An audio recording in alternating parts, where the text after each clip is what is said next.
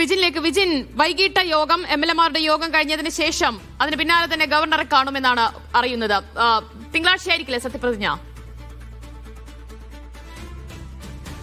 സത്യപ്രതിജ്ഞ തിങ്കളാഴ്ച വെക്കാനുള്ള ആലോചനയാണ് നിലവിലിപ്പോൾ KPCCയും ഒപ്പം തന്നെ UDFും ഒക്കെ നടത്തിക്കൊണ്ടിരിക്കുന്നത്. എന്തായാലും ഇന്ന് അല്പസമയം 4 മണിക്ക് ചേരുന്ന നിയമസഭാ കക്ഷി യോഗത്തിൽ നിയമസഭാ കക്ഷി നേതാവിനെ തെരഞ്ഞെടുത്ത ശേഷമായിരിക്കും ഗവർണറുടെ ഔദ്യോഗികമായി ഗവർണറെ കാണുന്നതുമായി ബന്ധപ്പെട്ട നടപടികളിലേക്ക് കടക്കുക. എന്തായാലും ഗവർണർ സ്ഥലത്തുണ്ട്. അതുകൊണ്ട് തന്നെ അനുമതി ചോദിച്ചാൽ സ്വാഭാവികമായും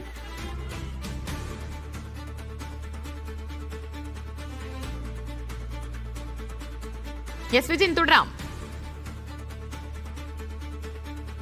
സ്വാഭാവികമായും അനുമതി ചോദിച്ചാൽ അത് ഏത് സമയം എന്നുള്ള സമയം നിശ്ചയിക്കുക മാത്രമാണ് വേണ്ടത്. വൈകിട്ടോടുകൂടി തന്നെ എന്തായാലും VD സതീശൻ തന്റെ സർക്കാരിനുള്ള പിന്തുണ അത് അറിയിച്ചുകൊണ്ടുള്ള കത്ത് നൽകും. അതായത് തനിക്ക് സർക്കാർ രൂപീകരിക്കാനുള്ള പിന്തുണയുണ്ട് എന്നുള്ള കത്ത് നൽകും. അതിന് നിലവിൽ ഇപ്പോൾ RSP ഇവിടെ തിരുവനന്തപുരത്ത് തന്നെയുണ്ട്. RSPയുടെ MLAമാർ തിരുവനന്തപുരത്ത് തന്നെയുണ്ട്. ഒപ്പം തന്നെ KC ജോസഫ് വിഭാഗത്തിന്റെ MLAമാരും നിലവിൽ തിരുവനന്തപുരത്തുണ്ട്.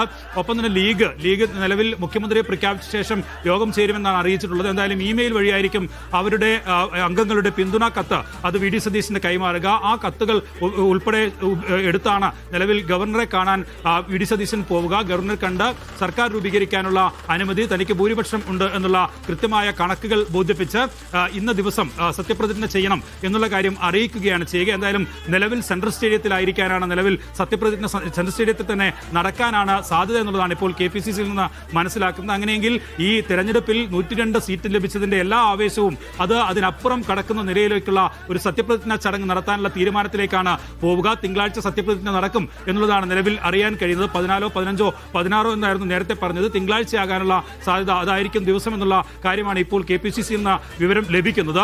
എന്തായാലും ആദ്യഘട്ടത്തിൽ കോൺഗ്രസിന്റെ മുഴുവൻ മന്ത്രിമാരും സത്യപ്രതിജ്ഞ ചെയ്യാൻ സാധ്യതയില്ല. മുഖ്യമന്ത്രി ഒപ്പം തന്നെ ഘടകകക്ഷിയിലെ മന്ത്രിമാർ അവർ തീരുമാനിക്കുന്ന മന്ത്രിമാർ ഒപ്പം തന്നെ കോൺഗ്രസിലെ 2-3 മന്ത്രിമാർ അങ്ങനെയായിരിക്കും സത്യപ്രതിജ്ഞ ചടങ്ങ് നടക്കാൻ പോകുന്നത് എന്നുള്ളതാണ് മനസ്സിലാക്കാൻ കഴിയുന്നത്. എന്തായാലും മറ്റ് മന്ത്രിമാരെയൊക്കെ തീരുമാനിക്കുന്നത് ഇനിയുള്ള അടുത്ത ഘട്ടത്തിലായിരിക്കും. ഗവർണറെ കണ്ട ശേഷം മന്ത്രിസഭാ രൂപീകരണവുമായി ബന്ധപ്പെട്ട അടുത്ത ഘട്ടത്തിലേക്ക് കോൺഗ്രസ് കടക്കുകയാണ് ചെയ്യുക. മുതിർന്ന നേതാക്കൾ ഒരുപാട് നിലവിൽ എന്തായാലും വിജയിച്ചു വന്നിട്ടുണ്ട്. കെ മുരളീധരൻ ഉൾപ്പെടെയുള്ളവരുണ്ട്.